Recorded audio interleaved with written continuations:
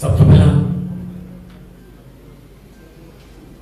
पवित्र धरती श्री अमृतसर साहब, सारी प्रेस, इलैक्ट्रॉनिक, प्रिंट, सोशल जिन्हें भी मंचां तुसीं रिप्रेजेंट करते हैं, थोड़ा स्वागत है, बहुत बहुत मेहरबानी। बड़ी इंपॉर्टेंट प्रेस कॉन्फ्रेंस है। कुछ ਇਹੋ ਜਿਹੇ इतिहासिक ऐलान अज ਤੁਹਾਡੇ सामने करांगे जो पहला कभी किसी ने सोचे नहीं सी। देश ਨੂੰ आजाद होए 75वां साल लग गया, पर जो आजादी शहीदां ने अपने सुपनियां दे विच सोची सी, वो आजादी आम लोगों के घर तक पहुंची नहीं। वो सिर्फ बड़े बड़े महलों तक या लाल बत्ती वाली गड्डियां तक सीमित होकर रह गई। जो शहीदां की सोच सी वो किते ना किते धुंधली पैंदी नजर आ रही है। हैरानी दुख उस वेले हुंदा जदों कोई 90 साल का बजुर्ग सानू ये कहता पुत्र इन्हां नालों तां अंग्रेज ही चंगी सी। फिर सानू इस गल का दुख हुंदा है कि असीं शहीद आजम भगत सिंह, राजगुरु सुखदेव, करतार सिंह सराभा, शहीद उधम सिंह वर्गे, लाला लाजपत राय जी, चंद्रशेखर आजाद, अशफाक उल्लाह वर्गे इन्ने हीरे असीं क्यों गवा लए? फिर जे असीं अजे भी अंग्रेज़ां नूं यही कहना कि तू चंगे सी, तो इसदा मतलब किते ना किते लोग जिहड़े ने जिन्हां ने बाद दे विच देश जिन्हां दे हत्थ च आया उन्होंने इन्ने दुखी करते कि वो चंगे कहा थे। आम आदमी पार्टी एक ऐसी पार्टी है जिहड़ी एक अंदोलन चों निकली है।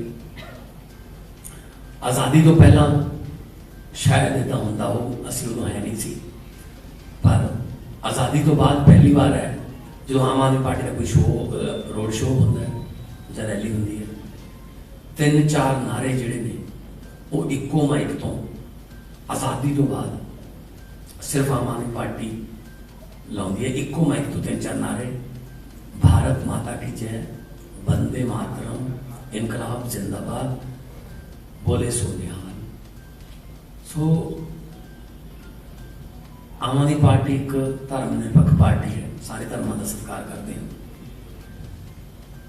अज मुख्यमंत्री दिल्ली अरविंद केजरीवाल जी पार्टी के सुप्रीमो ने 3 दिन पंजाब के दौरे पे ने। एक खास ऐलान जो कि दिल्ली च इन्होंने करता, पंजाब के वास्ते अज खास ऐलान करना है। मैं चाहूँगा कि मीडिया सामने संबोधन करें। आप सब लोगों को मेरा नमस्कार, सबको मेरा प्रणाम, सत श्री अकाल। हमारे देश को आज़ाद हुए 75 साल हो गए। आज़ादी बड़ी मुश्किल से मिली थी। बहुत लोगों ने अपनी जान कुर्बान की, बहुत लोगों ने लंबा संघर्ष किया, उसके बाद आज़ादी मिली थी। लेकिन धीरे धीरे हम उन लोगों की कुर्बानी और उनके संघर्ष और उनके विचारों को भूलते जा रहे हैं। पूरे के पूरे सिस्टम के ऊपर गंदी राजनीति हावी होती जा रही है। आज़ादी दिलाने के लिए बहुत लोगों ने कुर्बानियाँ दी और किसी भी कुर्बानी या किसी भी संघर्ष को कम नहीं आंक सकते। लेकिन फिर भी अगर जितने लोगों ने कुर्बानियाँ दी और संघर्ष किया उनको सबको अगर देखें तो 2 शख्सियत ऐसी नज़र आती हैं जो एक तरह से पूरे आज़ादी के आंदोलन को रिप्रेजेंट करती हैं, और वो हैं बाबा साहब अम्बेडकर और शहीद आज़म भगत सिंह। ये 2 आज़ादी के दीवाने ऐसे थे, ये 2 शख्सियत ऐसी थी जो एक तरह से सारा जितने भी लोग, जितने भी आज़ादी के सेनानी हुए, सबको रिप्रेजेंट करते हैं। बाबा साहब अम्बेडकर कि हम केवल फैन नहीं है, हम उनके भक्त हैं, हम उनकी पूजा करते हैं। और ये मैंने कई जगह बोला है कि आइंस्टाइन ने महात्मा गांधी के लिए कहा था कि आने वाली पीढ़ियां ये यकीन नहीं करेंगी कि ऐसा शख्स पृथ्वी के ऊपर, हार्ड मास का ऐसा शख्स पृथ्वी के ऊपर कभी पैदा हुआ था, कभी चला था। वो बात मैं बाबा साहब अम्बेडकर के लिए कहना चाहता हूं कि बाबा साहब अम्बेडकर का जो संघर्ष था, जो उन्होंने जिंदगी में हासिल किया, मेरा अपना मानना है कि आज जितना मैं उनको पढ़ता हूं, जितना हम लोग उनके बारे में, उनके विचार और उनके संघर्ष के बारे में पढ़ते हैं, यकीन नहीं होता कि ऐसा व्यक्ति पृथ्वी पे आया था। एक गरीब घर में जन्मे, बहुत ही गरीब, महार जाति से आते थे। उस टाइम बहुत ज़्यादा उनको अछूत माना जाता था, छुआछूत का उन्होंने सामना किया। क्लास में जाते थे, क्लास के बाहर बिठा दिया जाता था, क्लास में नहीं घुसने देते थे। वो शख्स जो एक छोटे से गांव से इतने गरीब घर में, उनके खाने को नहीं था, कई भाई बहन थे, वो वहां से निकल के वो शख्स अमेरिका से और लंदन से 2 पीएचडी की डिग्री लेके आता है। मैं तो सोच रहा था 1914-15 में इंटरनेट भी नहीं था, कोई जानकारी भी नहीं थी, उनको पता कैसे चला होगा कि अमेरिका में ऐसी कोई यूनिवर्सिटी है, कैलिफोर्निया यूनिवर्सिटी है, लंदन स्कूल ऑफ इकोनॉमिक्स है, वहाँ फॉर्म कैसे भरते हैं, फॉर्म कहाँ से मिलते हैं, वो पता नहीं उन्होंने कैसे सारा, और फिर स्कॉलरशिप का इंतजाम किया और फिर वहाँ गए और फिर वहाँ से पीएचडी करी और 2 पीएचडी करी। आज के ज़माने में एक विदेश से, हम अपने बच्चों को कईयों को विदेश भेजना चाहते हैं, एक पीएचडी करना मुश्किल है, एक बाहर से पढ़ाई करना मुश्किल है। उन्होंने 2-2 पीएचडी करी, मास्टर्स की, खूब सारे कई सब्जेक्ट्स के अंदर उन्होंने मास्टर्स की डिग्री करी। उसके बाद देश का संविधान लिखा, देश के कानून मंत्री बने। उन्होंने अपनी जिंदगी में शिक्षा को सबसे ज्यादा महत्व दिया, सबसे ज्यादा महत्व उन्होंने शिक्षा को दिया। उनके और शहीद आजम भगत सिंह के रास्ते अलग अलग थे, लेकिन उनकी मंजिल एक ही थी। दोनों चाहते थे कि देश आजाद होने के बाद सबको अच्छी शिक्षा मिले, सबको अच्छा स्वास्थ्य सेवाएं मिले, देश के अंदर तरक्की हो, जात पात या धर्म के आधार पे भेदभाव ना हो, सबको बराबरी का हक मिले। कोई अपनी जिंदगी में सफल होता है, ये इस बात पे निर्भर नहीं होना चाहिए कि वो किस जाति में पैदा हुआ। शहीद आजम भगत सिंह 23 साल की उम्र में, 23 साल में आदमी सोच रहा होता है कि मैं अब क्या बनूंगा, फिर एक अच्छी सी लड़की मिलेगी, फिर शादी करूंगा, फिर बच्चे होंगे, फिर मैं ये करूंगा, फिर वो 23 साल की उम्र में उन्होंने देश के नाम जान कुर्बान कर दी।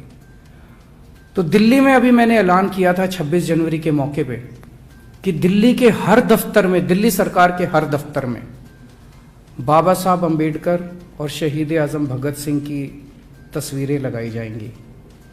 आज हम ये ऐलान करते हैं कि पंजाब में सरकार बनने के बाद पंजाब सरकार के किसी भी दफ्तर में सीएम की या किसी भी नेता की फोटो नहीं लगाई जाएगी। बाबा साहब अम्बेडकर और शहीद आजम भगत सिंह की तस्वीर पंजाब सरकार के हर दफ्तर के अंदर लगाई जाएगी, ताकि उनको देख के हम लोग, हमारी पीढ़ी, आने वाली पीढ़ी प्रेरणा ले सकें। जितनी बार हम उनको देखेंगे, उनके संघर्ष हमें याद आएगा, उनकी कुर्बानी याद आएगी और उनके विचार याद आएंगे। तो दिल्ली सरकार, मैंने ऐलान किया था कि दिल्ली सरकार बाबा साहब अम्बेडकर और शहीद आजम भगत सिंह के विचारों पे चलेगी। पंजाब सरकार भी शहीद आजम भगत सिंह और बाबा साहब अम्बेडकर के विचारों पे चलेगी। मान साहब भी कुछ ਬਹੁਤ ਆਮ ਤੌਰ ਤੇ ਤੁਸੀਂ ਦੇਖਦੇ ਹੋ ਸਰਕਾਰੀ ਦਫ਼ਤਰਾਂ ਦੇ ਵਿੱਚ ਪ੍ਰਧਾਨ ਮੰਤਰੀ ਦੀ ਜਾਂ ਮੁੱਖ ਮੰਤਰੀ ਦੀ ਫੋਟੋ ਲੱਗੀ ਹੁੰਦੀ ਹੈ। ਅਸੀਂ ਉਹਨਾਂ ਲੋਕਾਂ ਨੂੰ ਭੁੱਲਦੇ ਜਾ ਰਹੇ ਹਾਂ ਜਿਨ੍ਹਾਂ ਨੇ ਦੇਸ਼ ਆਜ਼ਾਦ ਕਰਾਇਆ। ਸ਼ਹੀਦ ਆਜ਼ਮ ਭਗਤ ਸਿੰਘ, ਉਹਨਾਂ ਨੂੰ ਇਸ ਗੱਲ ਦੀ ਭੋਰਾ ਵੀ ਚਿੰਤਾ ਨਹੀਂ ਸੀ ਜਾਂ ਸ਼ੱਕ ਨਹੀਂ ਸੀ ਕਿ ਦੇਸ਼ ਕਿਵੇਂ ਆਜ਼ਾਦ ਹੋਊਗਾ। उन्होंने ये डर सी, उन्होंने अपनी किताबों के विच लिखिया, चिट्ठियां च लिखिया, मैं पढ़िया बहुत, कि आज़ादी तो बाद देश किन्ना हत्थां जाऊगा। उन्होंने शक जिहड़ा बिल्कुल सही, उन्होंने डर जिहड़ा बिल्कुल सही साबित होया कि जिन्ना हत्थां दे विच देश आज़ादी तो बाद गया, शायद अंग्रेज भी शर्मिंदा होंगे कि असी 200 साल च इन्हां ने लुट सके जिन्हां ने 60-70 साल च लुट लिया अपने ने। अंग्रेजी के एक राइटर ने वो इंडिया आए, उन्हें इंडिया बारे किताब लिखी कि भारत जो मल्टी कल्चरड कंट्री है, जिथे लोग एक दूजे को आपस च लुटी जाते। जे कोई बैंक के पैसे मार के बाहर जाता है, उन्हें सिंगापुर का नहीं लुटिया ना। जे कोई इतों करोड़ों रुपये का कपड़ा करके बाहरले मुल्क भेज देता, उन्हें कोई मलेशिया का नहीं लुटिया ना।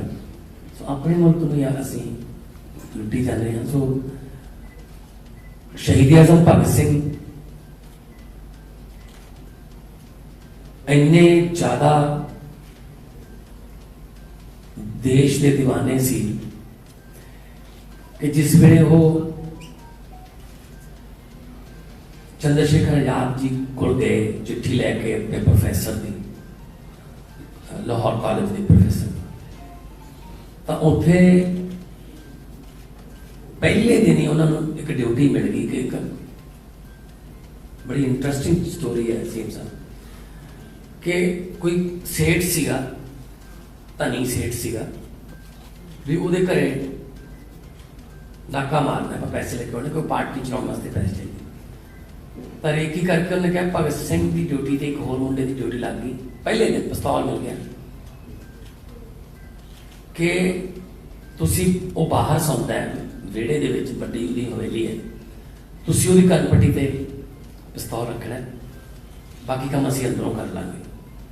उन्होंने चलो भगत सिंह ने अपनी ड्यूटी निभाई ते लुट लिया खजाना उतों। तो जाते जाते रस्ते जो जिहड़ा नाल दा मुंडा सी उन्हें दस्सिया, कहता जनाब जिहड़े नवे आए ने सरदार भगत सिंह, इन्हां दे हत्थ कंब रहे सी जिस वे पिस्तौल रखे सी हत्थ कंब। तो चंद्रशेखर आजाद जी ने पूछा प्रधान सी, कहते भगत सिंह हाथ कंब रहे सी? कहते पंडित जी हाँ। की गल फिर? कल तो बड़ी बड़ी गल्लां करदा सी देश वास्ते। कहता यह जी गल कही भगत सिंह ने, वो कहते पंडित जी मैथों अपने ते पिस्तौल नहीं ताड़िया जाता, भावें अमीर सी पर है तो भारती सी। गोरियां दे तुसी जिथे कहोगे निशाना इत्थे लाउणा इत्थे ला दूंगा, हथ नहीं कंबदा, अपने ते पिस्तौल नहीं ताड़िया जाता। उस तो बाद चंद्रशेखर आजाद होए अपने भारतीयों के घरां दे विच कोई पैसे पूसे लैने या कोई बंद करता, वो फिर गोरियां का खजाना लेके जाना दी ट्रेन लुटन लगे। भगत सिंह का पहले दिन ही कहा कि मैथों अपने ते पिस्तौल नहीं ताड़िया जाता, इन्ने ज्यादा देशभक्त सी।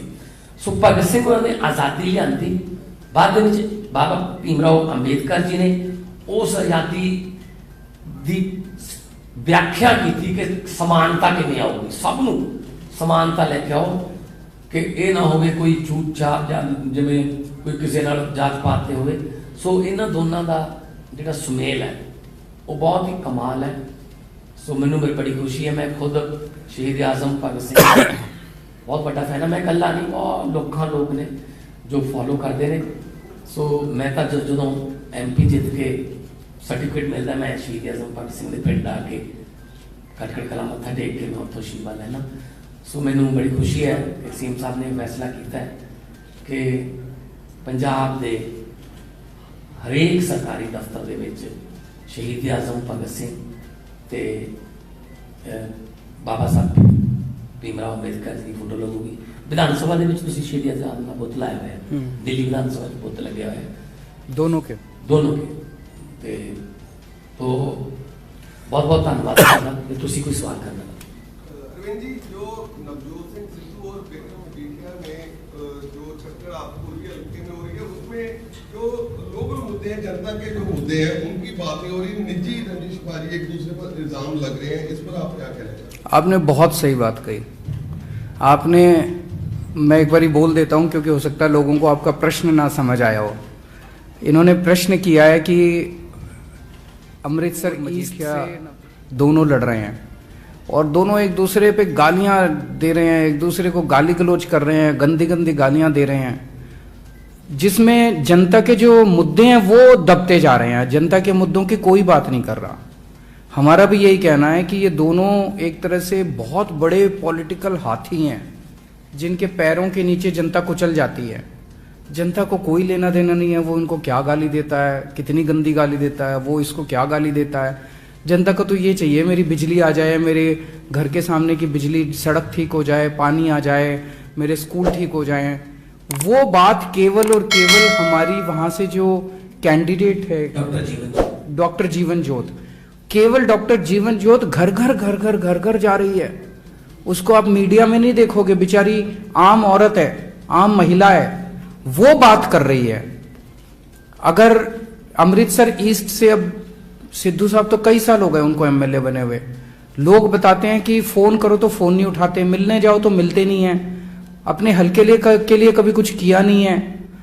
तो ये जो महिला है हमारी डॉक्टर जीवन ज्योत, ये आम महिला है, इसके पास लोग जाया करेंगे तो ये मिलेगी। इसको रात को 2 बजे भी बुलाएंगे तो ये उठ के आपके सुख दुख में काम आएगी।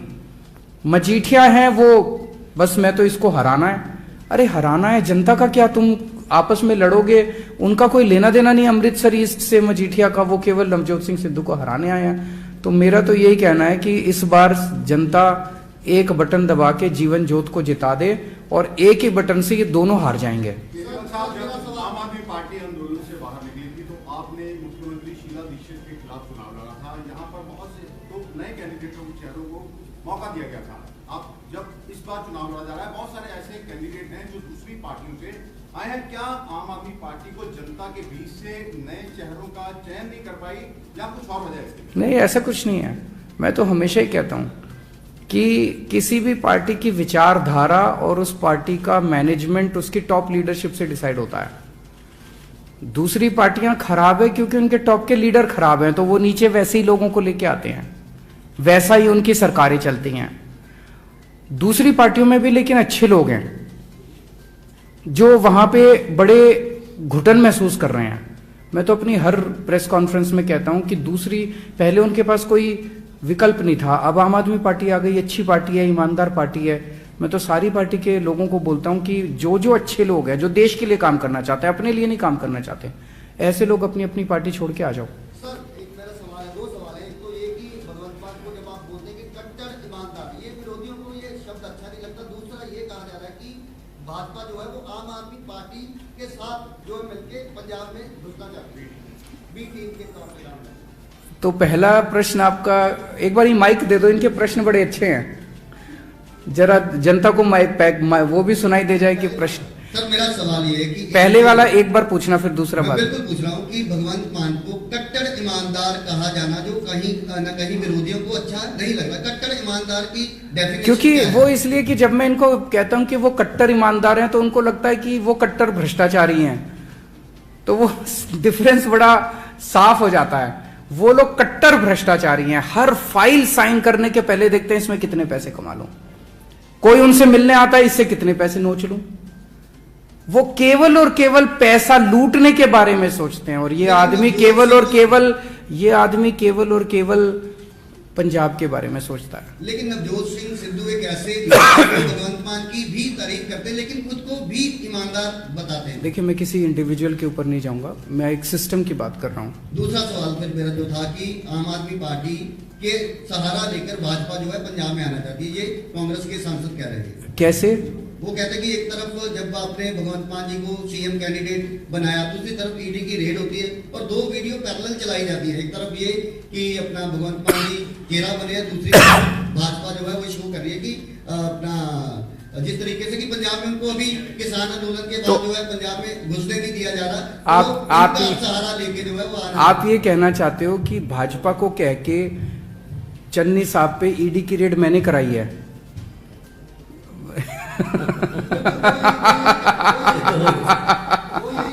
अगर मैं इतना पावरफुल हूं तो फिर तो मैं 2-4 के ऊपर और करा दूंगा। मेरे ऊपर तो उन्होंने ईडी की, सीबीआई की, इनकम टैक्स की, मेरे बेडरूम में घुस गए थे वो लोग। अगर मेरा बस चलता मैं क्यों कराता। केजरीवाल साहब, हर पार्टी ये सभी आप भी कह रहे हैं कि भ्रष्ट नेताओं ने पंजाब को लूट लिया। आम आदमी पार्टी की सरकार बदली है तो जो पैसा लूटा गया, जिन्होंने बड़े बड़े महल खड़े किए या किसी तरह से वो संपत्तियां उनके पास है, उसको लेकर कोई आपके पास कोई प्लान है? एक कमेटी का गठन किया जाए, एक पैसे वसूल किए जाए? मेरा सवाल एक एक पैसे का हिसाब लेंगे, एक एक पैसे का हिसाब लेंगे। जितना इन्होंने लूटा है सारा पंजाब का पैसा वापस लिया जाएगा। एक गल हो रहा है सर कि कहा जाता है कि पंजाब पर 3 लाख करोड़ का कर्ज है। मेरा सवाल है कि वो कर्ज 3 लाख करोड़ कर्जा खर्चा कहाँ गया? ना तो स्कूल बनाया उन्होंने पिछले 20 साल में, ना कोई यूनिवर्सिटी, ना कॉलेज, ना अस्पताल, ना कोई सड़क। उधर नवजोत सिंह सिद्धू भी कह रहे हैं कि इन सब नेताओं की जेबों में गया पैसा सारा। तो 14.5 साल सिद्धू साहब उनके साथ थे पिछले 14.5 साल से। 9.5 साल हो गए बीजेपी और उसके अकाली दल के, और 5 साल इनके। 14.5 साल सत्ता का हिस्सा है। अभी भी सिद्धू साहब कह रहे हैं बदलाव की राजनीति आएगी। अरे किसको बदलाना चाहते हो आप? हम कह रहे हैं कि इनको बदलाव। तो राहुल गांधी के सामने उन्होंने कहा, शरियाम कहा कि मुझे कोई फैसला लेने की शक्ति देना, मुझे दर्शनी घोड़ा मत बनाना। वो तो अपनी लड़ाई, उनकी लड़ाई भ्रष्टाचार के खिलाफ लड़ाई नहीं है, उनकी लड़ाई पंजाब को सुधारने की लड़ाई नहीं है, उनकी लड़ाई मुख्यमंत्री बनने की लड़ाई है। Last question. Bharatiya Janata party ने कहा है कि दिल्ली में धर्मांतरण को लेके कानून क्यों नहीं बनाते? पंजाब में जो धर्म की राजनीति करते हुए केजरीवाल जी प्रचार कर रहे हैं कि पंजाब में ये। देखिए, मेरा अपना ये कहना है, किसी भी व्यक्ति को कौन से धर्म में मानेगा, जिस धर्म में पैदा हुआ उस धर्म को मानेंगे, किसी और धर्म, ये सबका अपना निजी मामला है। इसमें हस्तक्षेप देने का किसी को अधिकार नहीं है। आप इस भगवान को मानते हो, आप उस भगवान को मानते हो, आप इस धर्म में विश्वास रखना चाहते हो, आप दूसरे धर्म में जाना चाहते हो, ये सबका निजी मामला है। इसमें किसी सरकार को हस्तक्षेप करने का अधिकार नहीं है और ये संवैधानिक अधिकार है। लेकिन एक मिनट उनका प्रश्न तो पूछा होता है, तो उनका छोड़ दूं, उनका जवाब ना दूं, उनका जवाब ना दूं? आपका प्रश्न जवाब देंगे, लेकिन पहले उनका सुनिए आप। ऐसे ये बदतमीजी नहीं चलेगी, ये गलत बात है ये। लेकिन किसी भी व्यक्ति से लालच देके, धमकी देके, जबरदस्ती करके किसी का धर्म परिवर्तन करना गलत है।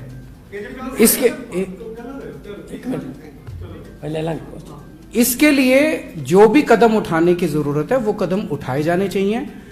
मेरा अपना मानना है, मुझे कुछ वकीलों ने बताया, लेकिन इसको और एग्जामिन करने की जरूरत है कि आज जो देश का कानून है, उस देश के कानून में सफिशिएंट धाराएं हैं और सफिशिएंट प्रावधान है कि अगर कोई जबरदस्ती करता है तो उसको जबरदस्ती करने से रोका जा सके। आज भी देश के अंदर सफिशिएंट प्रावधान है। नया कानून बनाने की जो बात है, ये जो कर रहे हैं ये लोग, ये पॉलिटिकल इशू है। ये इन लोगों को कोई किसी से कुछ लेना देना नहीं है। जो कर रहे हैं पॉलिटिकल इशू है, लेकिन इसके लिए जो भी कदम उठाने की जरूरत है कि जबरदस्ती किसी का भी धर्म परिवर्तन करना, ये गलत काम है। हाँ जी। अमरपाल सिंह भुल्लर की रिहाई के लिए पंजाब में मामला गंभीर है। वो बोल रहे हैं कि आम आदमी पार्टी का जो विरोध है वो सिर्फ जथेबंदियां कर रही हैं। अभी भी आपके पास मैसेज मिला होगा कि बाहर भी कत्ल हुए हैं, तो क्या अड़चन क्या है प्रोफेसर? मैंने कल भी इसका डिटेल में जवाब दिया था, दोबारा आपको बता देता हूं। सबसे पहली बात, ये सेंसिटिव मामला है। इस पे केवल और केवल अकाली दल गंदी राजनीति कर रहा है और हम इस गंदी राजनीति की कठोर निंदा करते हैं। जो अकाली दल कर रहा है, ये गंदी राजनीति कर रहा है, इसकी हम कठोर निंदा करते हैं। लॉ एंड ऑर्डर दिल्ली के और पुलिस दिल्ली सरकार के पास नहीं है, वो एलजी साहब के पास है, केंद्र सरकार के पास है। लेकिन इसका मैं प्रोसेस समझा देता हूं ये कैसे। एक सेंटेंस रिव्यू बोर्ड है, वो सेंटेंस रिव्यू बोर्ड ये डिसाइड करता है, जितने भी मामले आते हैं, केवल ये नहीं, किसी का मामला आया रिहाई का, वो डिसाइड करता है करना है कि नहीं करना। किसी का मामला आया सजा कम करने का, वो डिसाइड करता है। किसी का मामला आता है कि सजा माफ करनी है, वो डिसाइड करता है। उस सेंटेंस रिव्यू बोर्ड में जज बैठते हैं उस सेंटेंस रिव्यू बोर्ड में अफसर बैठते हैं, उस सेंटेंस रिव्यू बोर्ड में पुलिस अधिकारी बैठते हैं जो कि केंद्र सरकार के अंडर में आते हैं। उसमें मुख्यमंत्री की कोई दखलंदाजी नहीं है। वो सेंटेंस रिव्यू बोर्ड की अगली जो भी मीटिंग होगी, मैं इतना इंश्योर कर सकता हूं कि जब मेरे नजर में ये बात आई, मैंने तुरंत, मुख्यमंत्री तक सारी बातें पहुंचती नहीं है, लेकिन मैं पिछले 2-3 जब यहां पे आया पंजाब के दौरे पे, तो कुछ लोगों ने मेरे से ये जिक्र किया, तो मैंने होम सेक्रेटरी को, दिल्ली के होम सेक्रेटरी को तुरंत फोन करके बोला है भाई सेंटेंस रिव्यू बोर्ड की मीटिंग जल्द से जल्द बुलाओ और ये इंश्योर करो कि अगली मीटिंग के अंदर एजेंडा में इनका भी होना चाहिए।